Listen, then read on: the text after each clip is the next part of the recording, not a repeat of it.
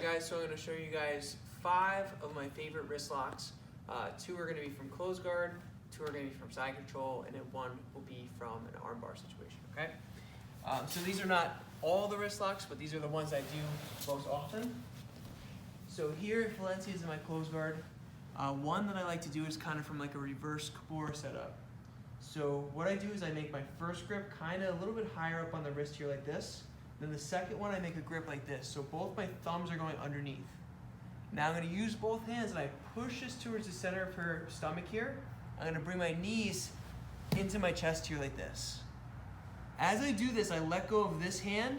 I'm going to scoot out to the side and I'm wrapping around. I'm going to go on top of her hand. And I'll show you guys this grip in a second. So I'm here like this. I'm grabbing the wrist and I'm going over the knuckles here like this. I'm going to crunch my body. I'm pulling with this hand and crunching with this one, and then I can get the wrist lock right here. All right, so we're here. Left hand, right hand. I push. I'm going to pull her in, keeping my knees tight, keeping her posture broken, and then I let go with the arm closest to the arm that I'm attacking. And I come over the arm, get to my side, and I'm reaching right on top of the knuckles. So I'm kind of doing like a push-pull, like ripping the wrist apart. So I'm pulling with this one, pulling with this one, keeping my head tight, and then I find the wrist lock. The next one here, I set up the same way. So I get to this point here, but a lot of times people lift their arm up and out to get out. So I'm gonna chop into the elbow. I'm gonna circle this to the other side, and this hand's sliding down on top of the knuckles, and then I bring my knee up and I punch this way, and I finish the wrist lock here. So the finish, I have my hands again on top of the knuckle. My other hand is curling over the tricep. I'm crunching my body this way using my thigh to block her arm from coming back. And I just crunch and finish right there.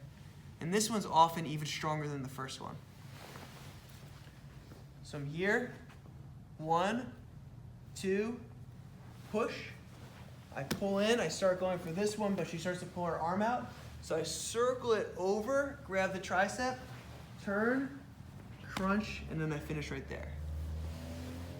So this is something that you could practice, not even just in the close guard. You could just, like if you have someone that will let you practice the hand motion, you could even do this from standing. So we're going 1, 2, in, knees tight.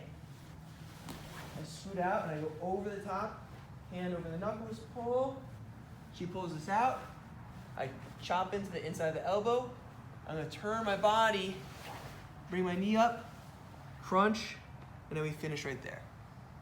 Guys, the next one from side control, she gets her arm underneath the neck, and maybe already she starts to make an underhook. So before she gets it really deep here, I'm gonna re-pummel. So I'm gonna come in here, I'm gonna go through, I'm gonna make a second grip here like this, getting her elbow out like this. So right now her wrist is under my arm. I'm gonna make a grip onto the forearm. I'm just gonna pull her arm out so it goes onto my chest. So this is the opposite of the last wrist lock. Before we made their hand go backwards, this time we're gonna make it go forward. So I have the back of her hand onto my chest. I like to control here. I'll switch to the top of the elbow, and then I just use my body weight to do the wrist lock here. So now her hand is bending this way for the submission. All right, so we're in side control. We feel the underhook. I just re-pummel, and I get to this spot, come up, open, drive, and then we get the wrist lock there.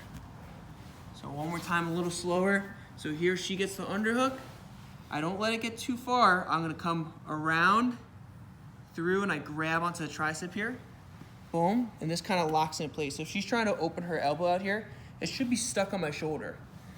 And I keep myself tight, and I just use the littlest bit of a pull to pull this in front, switch to the elbow, and then I use my body weight for the finish. Let's do the third one here. All right, and the last one is one that I think sometimes people forget about, but it's really, really powerful. It's just going for the wrist lock when they save their arm against the arm bar. So I come in, I reach across the tricep. I'm gonna slide my knee around, I curl my foot. Maybe I switch my arm through, tilt, leg comes over. I'm going for my arm bar here. What happens is they make this grip to save the arm. Now I'm in a good position to wrist lock. So all I do is I keep this elbow tight to my body. I'm gonna reach over the knuckles again. So again, that's a theme that we're gonna do a lot in different wrist locks. And I just pull here to attack the wrist.